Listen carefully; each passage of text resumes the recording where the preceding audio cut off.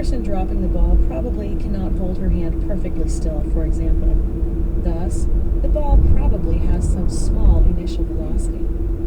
However, compared to our other significant figures, that if I want to show that as an infinite precision, I just add like zero, like and the repeating zero at the end, like a zero to the bar on the top, just to remind myself. Well, you could do that, but nobody does that, right?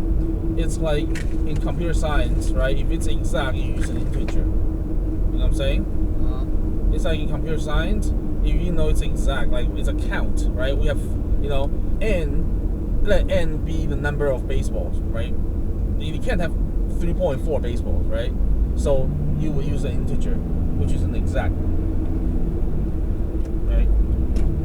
So anyways, that's how people, like what you say, sure, right? But you gotta be careful because some, like, again, then they let you know it's because I want you to give yourself the biggest advantage you have if you ever have to write a test. Now I will forget. Right? It is an infinite significant figure. It's like you added zero with the bar on the top. Right. But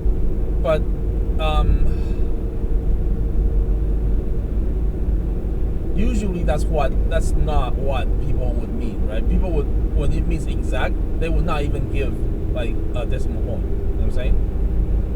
It's like an integer. Right?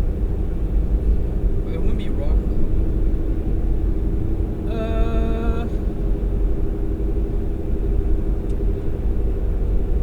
I think it means a different thing. It's not wrong, right? But it means that there's decimal point. That it's not.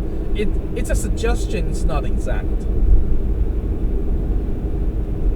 right? Because usually, that kind of notation you usually do it when you are dealing with, like, rational numbers,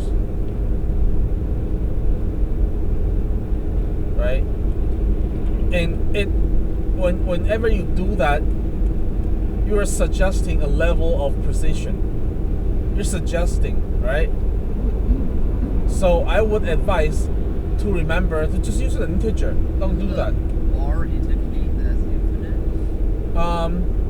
Sure, right? But I'm just warning you that some teacher may mark it as wrong, or they may take mark off.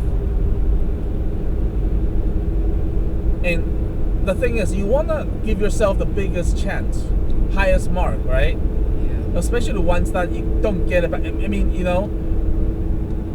if you get that test back, you can at least argue with the teacher saying, hey, this means the,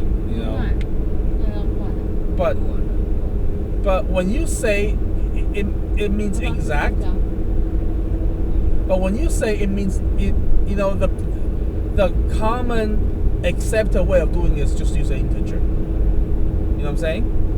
And if you do, sure, you can argue, but you have to go the extra mile to argue. And sometimes you don't even get a chance to argue. You know what I'm saying? Do you understand what I'm saying? Yeah.